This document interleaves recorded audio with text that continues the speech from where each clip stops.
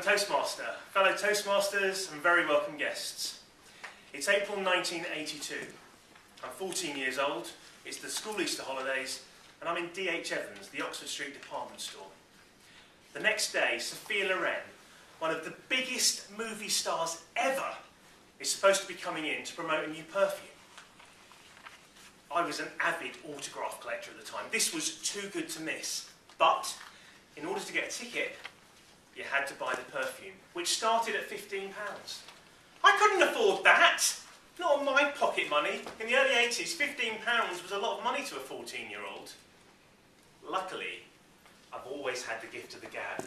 Been a bit of a schmoozer. Know how to turn on their cheeky chappy charm, and somehow I managed to blag a ticket from the sales girl without making a purchase. Stiff white, embossed card. D.H. Evans would like to invite you and a guest for coffee with Sophia Loren in our first floor restaurant at 11 a.m. Well, I can tell you I didn't get invitations like that very often. Now, when it came to autograph collecting, my partner in crime was my friend Jamie. I called him up. Hey Jamie, what are you doing tomorrow? Nothing, why? Well, I've been invited for coffee with Sophia Loren. Do you want to come? Yeah, all right. Jamie wasn't fazed. Nothing fazed Jamie. I think that's why we were friends. So we show up the next day and it is packed. We all get assigned tables and we sit and wait, and while we were waiting we got chatting to some other guys on the table. They asked us why we were there, what we were doing, and to be honest, I didn't think anything of it. Then suddenly she appeared. At the time she was pushing 50, but she still looked amazing. She just oozed charisma, charm and class. She was like a beacon of sophistication.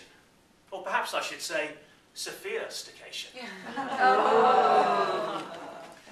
As an autograph collector, I'd met hundreds and hundreds of celebrities, but this was different.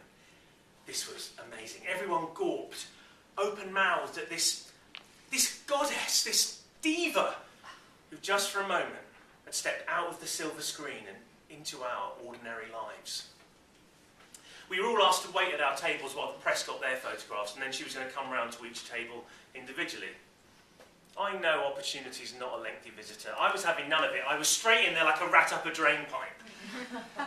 I asked her for her autograph. Sophia Loren melted the heart of a 14-year-old boy as she turned to me and smiled. Of course, my darling, she purred. In that unmistakable, sumptuous Italian accent. Sophia Loren called me her darling. Yes! I got her autograph and I had my photograph taken with her. And I was right to be impatient. She accidentally hurt her wrist and had to be whisked away for an ice pack. She never returned, and all those people that paid all that money for perfume never got a look in. Me and Jamie, we were pretty pleased with ourselves. Good morning's work, but the day was still young, so we headed off to the BBC to get a few more autographs, and while we were there, blagged some tickets to be in the studio audience of a show they were recording that night. Consequently, I didn't get home till gone 11, which is probably quite late for a 14-year-old boy, but this was a fairly regular occurrence, and this was way before the days of mobile telephones, so my mother never had a clue where I was. So I was surprised to find her totally frantic.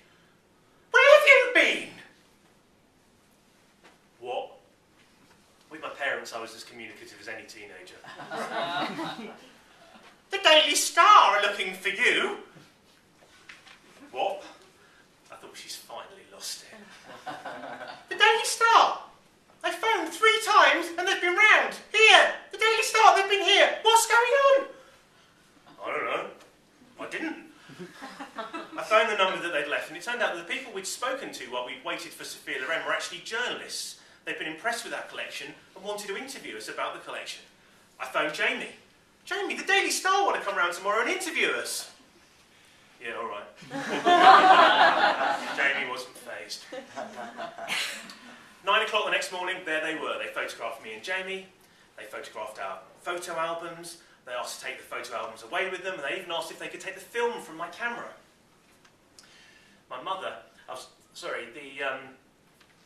as they left, they asked if I'd seen that day's Daily Star. So I looked like I read the Daily Star. They smiled and left me with a copy and went with a glint in their eye. As soon as they'd gone, I opened it. I couldn't believe it. The headline. In the picture. And I was. I was in the picture. Sophia Loren and me. Me. Sophia Loren and me in the paper. My mother already had her coat on. She was off to the local newsagent to relieve them of all of their worries. And Jamie wasn't fazed. They were back again the next morning to return my photo albums, to give us the prints from the film that they'd taken from my camera, and best of all, cheques for me and Jamie, 50 quid each, our fee for the interview. I was so excited, it was like winning the pools, and Jamie wasn't fazed. Oh, my mother, she had to nip off to the newsagent again. I'd slipped from page 3 to page 20, but there was an article all about me and my autograph collection. They'd even reproduced some of my celebrity photos. Sophia Loren is now 75 years old. She still makes movies. She still looks stunning. I saw her recently in a film called 9, and as I sat there, I drifted off into a daydream, and in the 3D IMAX of my mind, I relived that day. The day Sophia Loren called me darling.